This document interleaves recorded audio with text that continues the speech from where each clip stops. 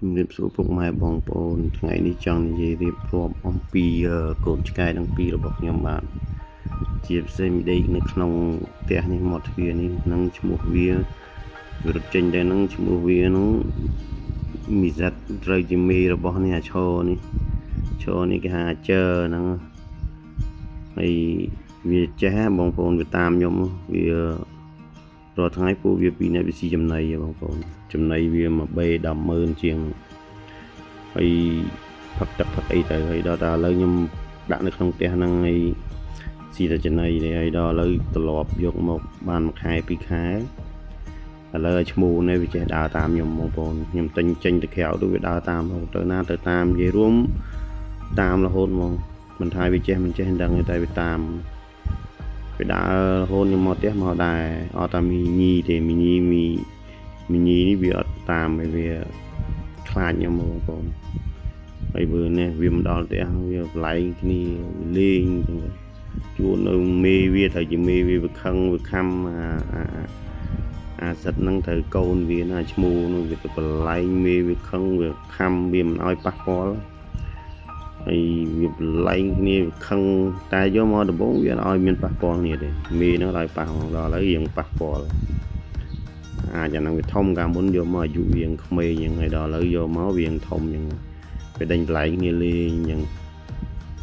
វាដេញគ្នាកាលមុនម៉ែវាទៅជាមីញីហ្នឹងទៅជាម៉ែវាឲ្យប៉ះឲ្យដល់ឥឡូវអត់ទេ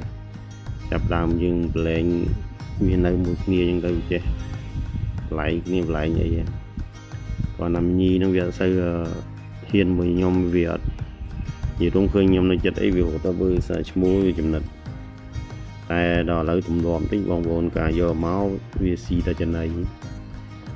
ក្នុងចំណីវាចំណីបេវានោះចំណីបេវាមួយបេហ្នឹង100000ជាងហើយដល់ឥឡូវបើកទ្វារឲ្យវាចេញពីទៅក្រៅផ្ទះហ្នឹងបើមញីវាតាមអាឈ្មោះនេះវាតាមខ្ញុំរហូតទៅណាទៅណីចេញទៅក្រៅទៅញ៉ាំអីមួយមិត្តភ័ក្ដិអញ្ចឹងទៅគេបោះឆ្អឹងបោះអីមកឥឡូវស៊ីតែឆ្អឹងស៊ីតែអីហើយបើមីញីវាអត់សូវវានៅតែក្នុងផ្ទះដល់ឥឡូវចំណីយាយវាយ៉ាងអន់ណាបងប្អូនចំណីយើងចំណីគ្រាប់ហ្នឹងចំណីបេឥឡូវវាយ៉ាងអន់ស៊ីវា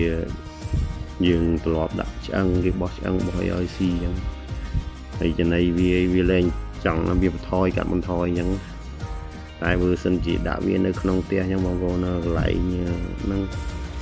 កន្លែងអត់ការ៉ូកន្លែងអង្គុយហ្នឹងវាមានអាចអីច្រើនអញ្ចឹងខ្ញុំចេះតែប្រឡែងវាទៅក្រៅខ្លះដល់វាប្រឡែងវាទៅក្រៅទៅវាបានទៅស៊ីចំណីស៊ីអីអញ្ចឹងទៅហើយកាលមុនមានអីសស្គូដល់ឥឡូវយើងអាប់សបល់ដោយសារវាលេងដីបងប្អូនហ្នឹងហើយហ្នឹងចំណីវាចំណីគ្រាប់វាហ្នឹងវាឥឡូវយើងខ្សោយស៊ីអត់ទៅអស់ហ្នឹងហើយវាមិនថាកាត់បន្ថយលុយខ្លះមើលកាលមុនស៊ី